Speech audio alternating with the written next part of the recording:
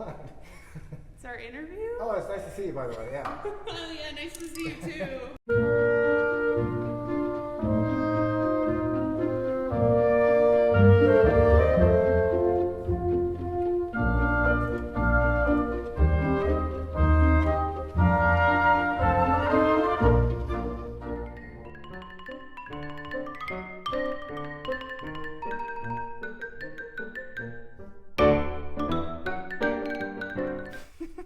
Welcome to Practice Room Breaks with IMSLP. I'm your host, Natalie. Today we're in Chicago. We're here with percussionist and so much more than that, Nicholas White. How are you? You don't need a handshake. You've done so much with your career already, which we'll get into, but how'd you start? Like, what drew you to music in general? So, like a lot of percussionists, I start out on drums. Some percussionists start out on piano, and they actually go more towards xylophone. But I started out on drums. I got pretty serious about, school band and things like that. And I got very serious at age 18 about being a classical musician. I went to Boston University and Boston Conservatory, and I spent about 8 to 10 years on the intense traveling around the country, doing orchestral auditions route. All the while, like, my favorite instrument to play was xylophone. And that's also kind of the hardest instrument in the audition. They usually just kind of detect that if you have wrong notes, you can't advance to the next round. And so I was really determined to get better at that instrument. And during the pandemic, I focused entirely on that instrument. I got a beautiful antique instrument, which give me more encouragement to play more. And then I went down the rabbit hole of studying the history and recreating old recordings and transcribing and all that. Xylophone has a history as being a very popular solo instrument 100 years ago. Not so much these days. Okay. There's very few people in the country who have decided to make that their solo instrument, and then even fewer people who are doing only historical arrangements like I'm doing. So it's very nerdy, but I'm always a musician first. Even if it's historical recreation, you can always make it musical. How do you see the evolution of xylophone in classical music versus popular music and cartoons or movies? The annoying thing about this instrument is that everyone, when they hear it, if I tell someone on the street I play the xylophone, they're gonna kind of imagine a children's toy, which is ironic because it began as kind of a toy instrument. In the 1800s, the drummer would just kind of do a small segment in between acts of some sort, between vaudeville acts, in an intermission for a theater show. They would bring out this very toy-like instrument. In fact, the felt on this instrument used to be little bundles of hay. Despite that, as cartoony as the instrument sounds, Saint-Saëns actually included it in some of his works.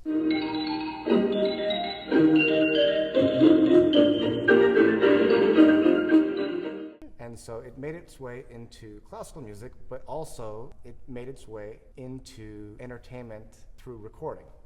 Because this instrument, it turns out, records very well. And in early recording, like Edison wax stuff, piano came out really muddled.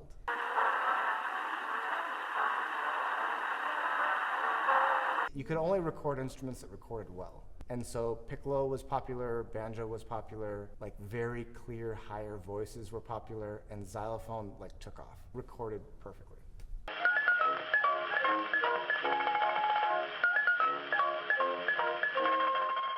I need you to give me a xylophone lesson now after everything you just told me. Can we do that? Yeah, all right.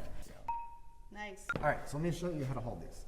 Like right. this? You're a pianist. Yeah, like this. Like this? The back fingers are relaxed, and you're holding with the front fingers. And instead of having this motion, you're kind of having a natural lift up. Close that gap right there. Ooh. Yeah. Okay. Pretend like you're holding a TV remote control, and then turn it over, and then lift up a little bit. Oh, like that? Right? Yeah, thumbs to the side. Got it. There you go. Okay. Now you got it. All right. You know your arpeggios. Why don't we start with D major? And you're just going to switch left to right. Okay. Left, right, left, right. Keep your hands really low. Really? Yeah, like you're playing a piano. Okay.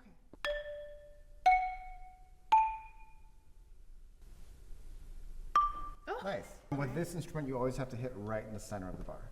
You can hear the difference, right? Nice. Try to go.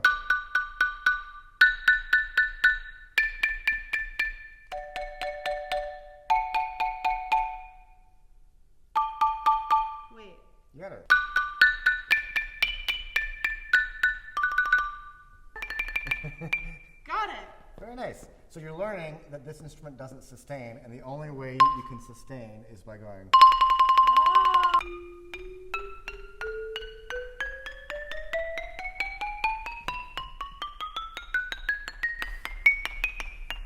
All right, quit showing off. All right, very nice. Well, actually, before we sit back down, do you want to show me something you're working on right now, actually? Yeah, I've been transcribing a lot of pieces. All of these are like what they call proto-jazz, meaning it's kind of classically informed. It's not improvised jazz, but it's like starting to be swung. So I'll play like, this is called Alcoholic Blues.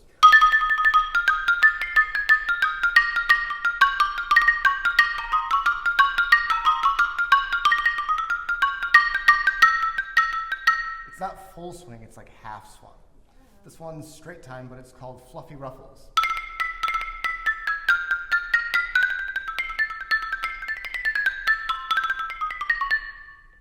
Ooh. And some of these had like minor keys and a darker tinge. This one's called In Siam.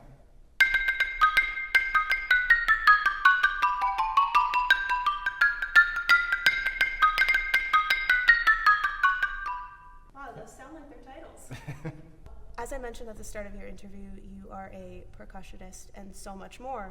I want you to expand on that and tell me what that so much more is, and also I'm curious how all of that influenced your classical training and vice versa. So you're probably talking about sound effects a little bit. Yes. I got into that by accident. A friend gave me a trunk full of things and said, "Do you want these?" And they were all like bird whistles, and I fell in love right away. And then in the background of my orchestral career and going to a master's degree in college, I was always just kind of on eBay getting these things, and I got a lot of them. My sister at one point was like, "You have all these cool instruments and you play them at home for us, like why don't you find a silent movie and actually accompany it the way," if you don't know already, they used to use those sound effect instruments to accompany silent movies. And so I found like a local organ player who was already doing silent films, and he was nice enough to be like, "All right, why don't we add some sound effects to this like comedy?" What's that process like, adding sound effects to a silent film? It's really weird. It's non-musical. You're not playing in time with the organist or pianist. You're playing in sync with the action on the screen. At the same time, you are part of their ensemble, and sometimes I've played with small orchestras, and you have to balance volume with everyone else.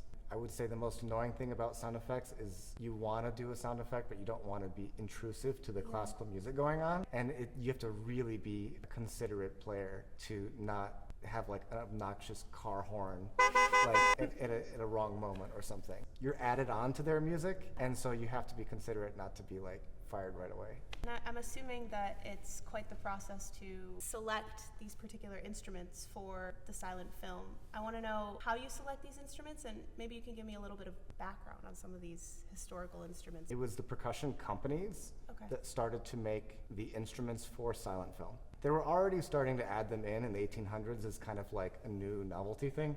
And then when the idea of like actually recreating a sound on silent film came along, it took off really fast. And so you might look into a drum catalog in like 1916, and only half of it is actually drums, one page for xylophones, and then like 7 or 8 pages for all these little, car horn, automobile imitation, train bell, fire bell, school bell, doorbell, it's just like everything. And when you select them, you have to decide, is that sound important to the plot of the movie?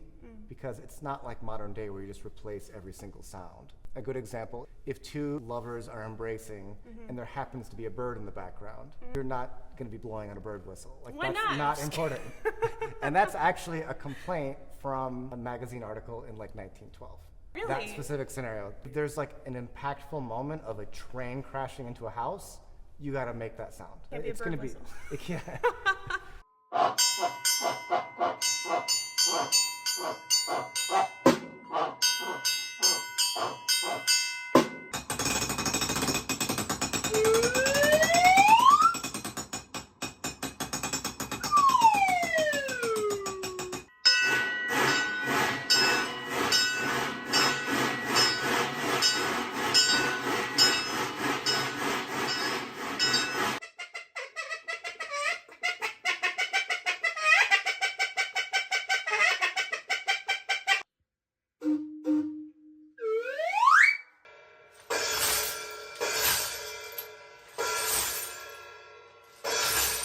work in silent film has taken heights, right, and gotten you to gig with Martin Scorcese.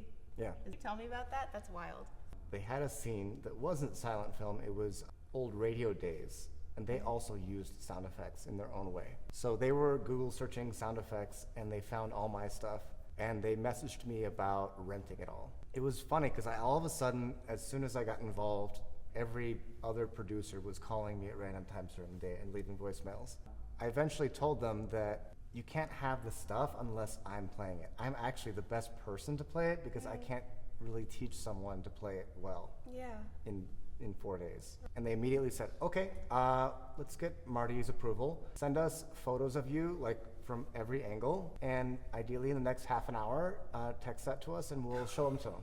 Half an hour? And then I was like scrambling around the house, like looking for backdrops, and like I sent them something and then they replied back like, you're in, all right, you convinced us. Killers of the Flower Moon. What scene was that and what exactly were you doing? The end scene is a live radio show. Okay. They wouldn't always do it in a studio. Sometimes they would record it with a live audience. So we quite literally recreated that in that scene. There was an audience of extras and we didn't splice everything together. We actually performed it and they actually recorded it on little hidden microphones underneath my table and everything. And they actually had 1930s ribbon microphones that were functioning. And they were saying that you don't have to act like you're performing, actually play into the microphone because it's a real microphone. Wow. So it was pretty authentic. Can I see you in that final scene? Are you, you're in there? I'm shown like 4 or 5 times. Wow. And then one time right before Scorsese has a cameo, they show my whole face and I'm typing on a typewriter as he's pretending like he's reading a typed out news article and I'm typing while he's talking. I'm curious how working on Killers of the Flower Moon is different from your work with older black and white silent films. I told them that the instruments I collect were not from the 30s radio era. They were from like 1910 and 1912. But I knew enough that like a lot of those people working in sound effects made their way to radio eventually. And some of those instruments were the same, but not all of them. And so I brought some of my own instruments and I also explained how to build other things. Like for example, they used to have like a sand pit filled with sand, and then on the radio show someone would like walk through them. And actually it's not in the film, but we recorded us doing all that. Scorsese and his head producer sent a PDF and it was all his research, like photos he found on the internet, and I would send back photos from books that are out of print, kind of show all that stuff. And we would literally, get the measurements and then they would build all those props. And so we were planning for months and months over Zoom meetings. The funny thing is like we wouldn't see Scorsese, we would see his head producer who's like in the office next to him. But what would come back were all his notes written out. And it would say MS note, Martin Scorsese wants this. And one of the most exciting things was he found on the internet a photo of a radio man with a microphone and a gun and kind of like covering his ear and shooting it so that the radio could record the gunshot. And he wrote, we need a shot like this. And I was like, oh, please, I want to be that. So I was. And when we were filming it, Scorsese, even though I had practiced, he was like, oh, like, Nick, we need you to like make the gun more realistic because it was fake. There was no sound. And so he was like wince a little bit. I had already practiced doing like a recoil. Yeah. And then he was like, wince a little bit. And he was like, got it, good. And I was like, hey, I just got directed by Scorsese on how to shoot a gun. That was cool. Let me see that wince. Let me see it in full force. Let's see it. This is all my acting leading up to this moment. Just kind of like a little. It was weird because I was like, can someone just like poke me right at that moment? We had rehearsals for 3 or 4 days in New York. One of the cool things was, I thought I'd be really nervous, but it felt really similar to a conductor. It's called a rehearsal. The person who's leading it comes in. It's exactly like conductor, except a conductor normally they don't like announce that the conductor is on his way. Like, okay, Marty is in the elevator. All right, Marty is 3 minutes away. All right, Marty is in the building like he's Elvis or something. So that was different from a conductor. But like a conductor, he was just very clear about what he wants and then, okay, do it. And then afterwards, okay, that was great. Just like music. And he's kind of famous for doing this, and that not all directors do this. But he actually like came up to me and the other sound effect actor and asked like what our thoughts were And it was kind of scary. Whoa. And I was proud, I don't know what I said, but I was proud that I just got a good idea back from him. So apparently that's really rare. And also, like a classical musician, I showed up with every single thing from the script memorized perfectly. And then they changed all of it. That is apparently a Scorcese unique thing. I had memorized all the sound effects, which were pretty scarce, actually. And I think they kind of saw that, like, okay, these instruments are cool. At one point, Scorcese just came up and said, play all your instruments for me. And I just demonstrated all of them. And they're like, all right, let's dig into it. And so they rewrote the script in rehearsals to add more sound effects. Speaking of historical instruments, how many instruments do you actually have, and what's your oldest instrument? It's racked up over the years, over about 12 years. And I'll get like 4 a year, but now it's like 300, ranging from small to large. The largest thing I have, I actually brought to New York, and it was in Killers of the Flower Moon as a backdrop instrument. It's a wind machine. A lot of people in classical music are familiar with a wind machine, but it was also made to have another crank on the bottom that was for rain, and it has a third one that's like crashing sounds, like a house collapsing. And so it's this like huge machine that was built specifically for that. And then sometimes these instruments are that small. You know, it's hard as a musician. Like, I don't want to be viewed as a collector sometimes because people are like, which are you? I'm really glad that I got to use a sitting collection actively. And I'm preserving these things, but I'm also like using them for good. You mentioned that you studied at conservatory and you did that whole process. How did your classical training bleed into your historical performance expertise? I think that people have noticed this, that when I play sound effects, these days it's like 3 times a year. But when I show up, I really have to deliver. And I think that people have seen that classical musician professionalism of like showing up, having everything ready, being really prepared, and also balancing with other musicians, getting the right sound, like using my ear to have something sound realistic. I never thought that being a musician would have me hitting a bell to make it sound exactly like a locomotive, like that bell is swinging. Yeah. And it's not in time. It's like a strong note and a soft note. Bum, bum, bum, bum, bum, bum. And I'm using that like classical sensitivity to hit with a realistic, bum, bum, bum, bum. I even try to make it sound ugly because a bell like that is just swinging randomly. Wow. And I can't make it sound too pretty. You can make things realistic with musical sensitivity, and having classical training definitely informs that. I want to know if there was any like particular surprising moment or memory that happened to you while using one of these historical instruments that comes to mind. It didn't happen to me. It happened to my wife, Baisa. Okay. All right, so she helped me perform one time, and it was very generous of her to join in. We were doing a scene with a giant torrential like hurricane storm, and so I needed more hands. I think I was doing the wind and also the thunder, and I needed someone else just to turn this. The rain machine looks like a bingo drum, and it's filled with pebbles. So you're hearing like and I was like, I was telling her like, all you gotta do is turn it like this, don't worry. Yeah. And like when the rainstorm's over, you'll know, like just stop. And she was like, I'm nervous, but I'll do it. We're doing it, and it's like really getting into it because like the whole audience is like watching this giant storm and houses and flooding. Oh. And like I'm really getting into it with the wind or like having fun. And then all of a sudden I hear like click, click, click, click, click, click. And Baisa turns to me, she goes like, I broke the handle off. And I was just like, it's all right, it's all right. Oh no. So the hurricane sounded like, instead of whoosh, it was like bop, bop, bop, or click, click, click. I posted it on YouTube with that edited out.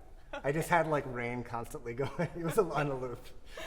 So if you could have a day with a musical hero, a musical giant of yours, what would you do with them? What would you talk about? So it's kind of a shame that I wouldn't like hang out with Beethoven. Oh, it's kind of, like my answer isn't like everyone's answer, but it's my answer. Good. So Xylophone has kind of a godfather of that instrument who wrote the method book, and to this day is like the best player that ever lived, and his name is George Hamilton Green. And a lot of percussionists know this name because even if you're not into old-timey music, we use that method book in conservatory. What was so cool about him is that he was a child prodigy, and then he started recording for the Thomas Edison Company, which was one of the early recording companies. And he got like a contract when he was like a kid. The amount of pressure they had to record back then is what makes me so interested in it. They were given on their contract 3 takes. There's no editing. You play it all the way through and it's either perfect or not perfect. And you had 3 takes to accomplish that. And so I would ask him, how did you prepare for just rolling in and recording to perfection? And if you look at his records, you can see he was like recording all the time. So it wasn't like he was preparing for months for each song, of just like how he handled nerves, and like sometimes he would be accompanied by an entire orchestra and he would have only 3 takes. I would talk to him about that. I would too. Maybe I'll change my Beethoven answer. Nick, this was really fun. I learned so much. Let's just do a high five. No, it's too broy up here. Give me a high five like that. Thank you for watching Practice Room Breaks with IMSLP. We'll see you next time.